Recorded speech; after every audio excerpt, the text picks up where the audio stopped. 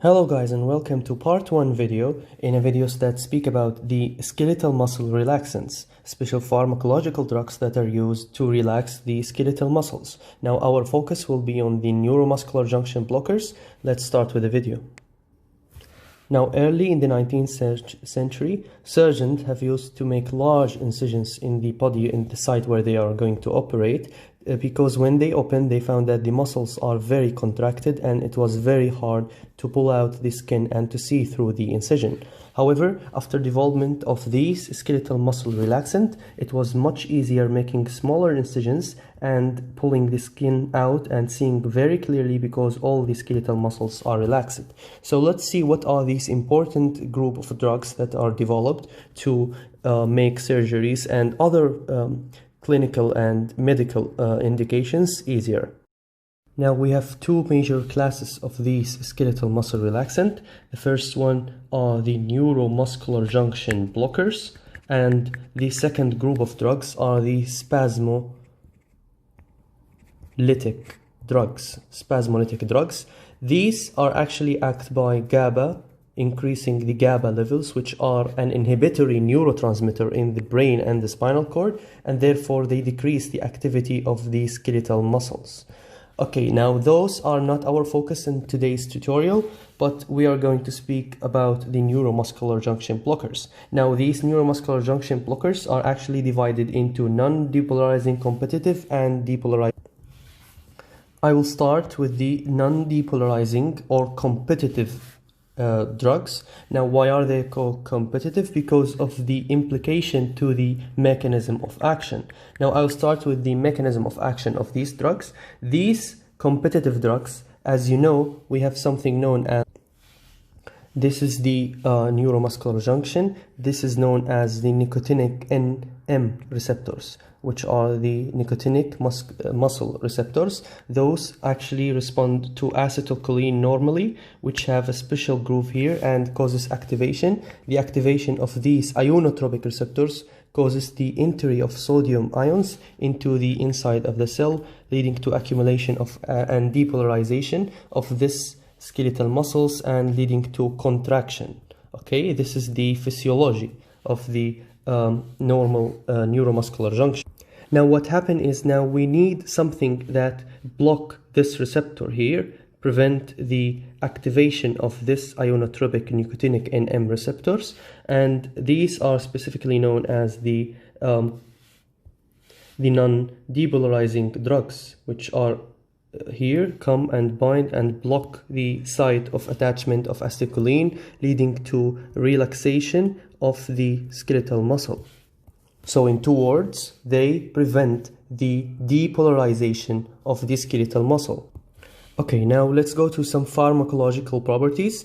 These drugs are actually administered parenterally. I mean that subcutaneous, intramuscular or intravenous administration, and they are used for long-term motor paralysis. They are not for short procedures. We have another special group for short procedures. They have an onset of action that appears 1 to 5 minutes after the administration, and they actually causes they prevent the depolarization of the cell, and they are metabolized then by the kidney and mostly by the liver and sometimes by the kidney. Okay, now from this group of drugs we have drugs that act for long duration, some for intermediate duration, and few for very short duration. Those one here in the middle are actually the most important one clinically. Now I'll go through each one of these drugs, and I'll start with the parent of this family, which is known as tubocuronium. And actually this one was made from this substances, the curare, which is a plant substance. It is a plant substance that were used as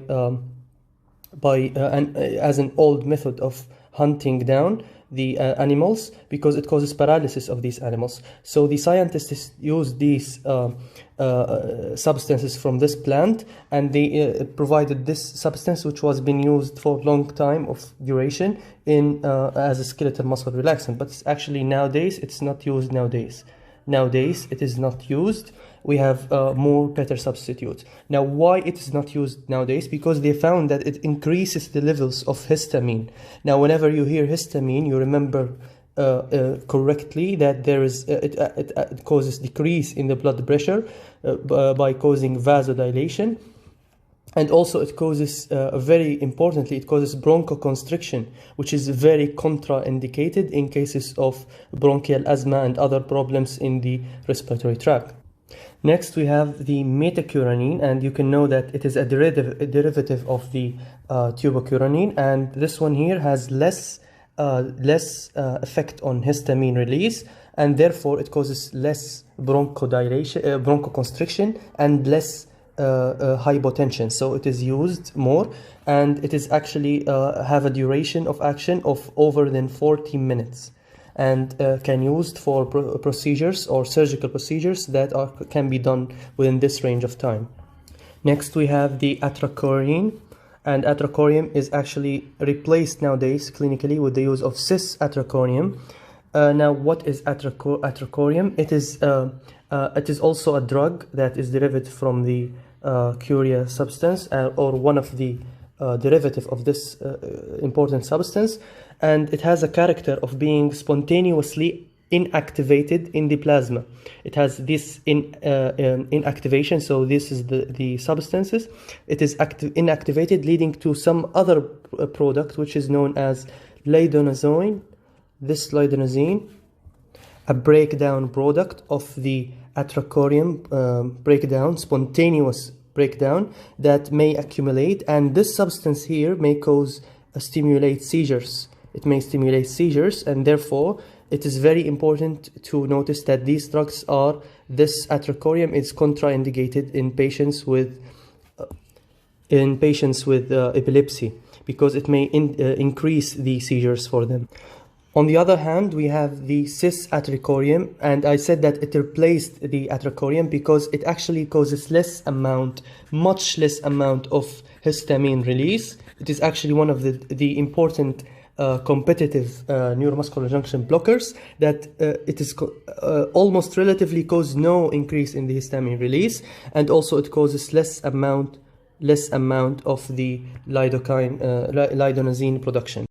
We have mivacurium, which is also another drug, has a slow onset of action and a short-acting drug, remaining only for 10 up to 20 minutes of relaxation of the muscles, and it is rapidly hydrolyzed by the plasma choline esterase, and it has a slower onset of action rather than the succinylcholine of the other depolarizing group, and it produces moderate amount of histamine, not too much, but it also produces the histamine. Next, we have the vcuronium, and we have the rocuronium and the pancuronium. Now, for these two, for the vcuronium and the rocuronium, they have a shorter duration of action. They are only from 20 to 40 minutes, and they are metabolized in the liver. Okay. However, for the pancuronium, it has the longest duration of action, ranging up from 120 to 180 minutes, and it is metabolized mainly in the kidney, and it has minimal hepatic metabolism. Next, we will speak about the uses or the therapeutic uses of these group of drugs, the competitive non-depolarizing neuromuscular junction blockers. The first use, which is very important, and it is I already mentioned that it is used in surgeries alongside with the general anesthesia, and it induces the muscle paralysis, which is required to make smaller incisions and make an easier entry to the inside where the operation occur. And the sedation occurs in order, starting with the small and rapid contracting muscle, such as those seen in eyes, in the extraocular muscles, and second, they go to the more slower contracting muscles, such as the other muscles of the body, and then it goes to the diaphragm and the intercostal muscles, and leading to complete blockage of the respiration. So we have to note here that the person must be put on a ventilator to assist him in breathing. The next important use is to control ventilation, and this is actually used specifically when we have urgent or critical need to ventilate, such as in ventilatory failure because of pneumonia, or for example, if you want to make an endotracheal intubation.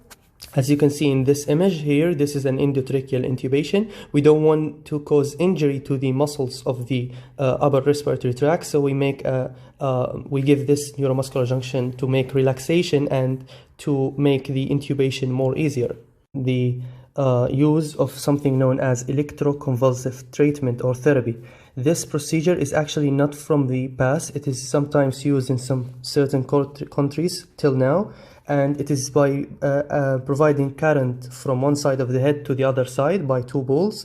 And this said that it would make deletion of the memory and make the behavior of the patient more easier to handle with. So this specific therapeutic method causes the convulsions you have seen. It is actually in the name. It causes electrical convulsions, and these convulsions are muscular convulsions. So you can use these neuromuscular junction blockers to block the effect of these convulsions and prevent the contraction all over the body that you have seen in the previous clip. Now, what in case of overdose? You can think of something that can reverse this procedure. If we have an overdose of this neuromuscular junction blocker, what can we do? You of course remember this drawing, and we said that we have acetylcholine that respond to this site, and we block this site by the presence of the non-depolarizing competitive blockers. Now, if we want to compete with these competitive blockers, we can increase the amount of the agonist. That's simple. So how can we increase it? By something known as acetylcholine esterase inhibitors. These are special drugs that inhibit the breakdown enzyme, the enzyme that causes the breakdown of acetylcholine. And if we block this enzyme, we can increase the levels of acetylcholine in the synaptic cleft, and therefore compete with these drugs here and prevent their attachment to the site here and allow it to be free for the acetylcholine, increasing the depolarization of the cells and leading to backward activation of the paralyzed muscles. Now, what are the adverse effects for these neuromuscular junction blockers? You can think of simply that they block the acetylcholine, so they may also interact with the muscarinic receptors, and they also have a vagolytic action, which is against the vagal action, so they cause decrease in the parasympathetic nervous system stimulation of the SA node, and at the same time they also block the muscarinic receptors. So the side effects may include cardiovascular effects, respiratory effects, and other effects, which are small effects. So those two things, by blocking the muscarinic receptor and by decreasing the parasympathetic nervous stimulation, they cause decrease in the heart rate, and also you know that they cause increase in the histamine levels, so they cause vasodilation and decrease in the blood pressure, and that's it for the cardiovascular system. They also call vasodilation. They cause vasodilation. One of the important side effects that may be considered always in any asthmatic or bronchial asthmatic patient and in any anaphylactic reactions history in the patient's history is the respiratory side effects, and we know that it causes histamine, and this histamine causes bronchoconstriction, so it is contraindicated in asthmatic patient and in those with anaphylaxis. Now this one is already mentioned, that one of the drugs, which was atrocionium, it is contraindicated in patient with seizures, especially with epileptic seizures. Now finally, we will end up with the drug interactions. What are the drugs that may interact with these neuromuscular junction blockers? First, that the ones that exaggerate the effect of the neuromuscular junction blocking, which are general anesthesia, some of the inhaled general anesthesia, especially the isoflurane, which is very famous. It interact and increase the neuromuscular junction blocking, and therefore it must be, if we use this isoflurane in the anesthesia, we have to decrease the dose of these neuromuscular junction blockers. And also we have some antibiotics, and specifically the amigoglycoside. It is one of the amino antibiotics that may cause the decrease in the acetylcholine release at all the sites, at all the prejunctional neurons, and therefore it potentiate the effect of the depolarizing and polarizing neuromuscular junction blockers. That's it for this part. I hope you enjoyed this video, and I hope you see the next video, which speak about the succinylcholine as the other group of the neuromuscular junction blockers. Thank you, and see you in another video.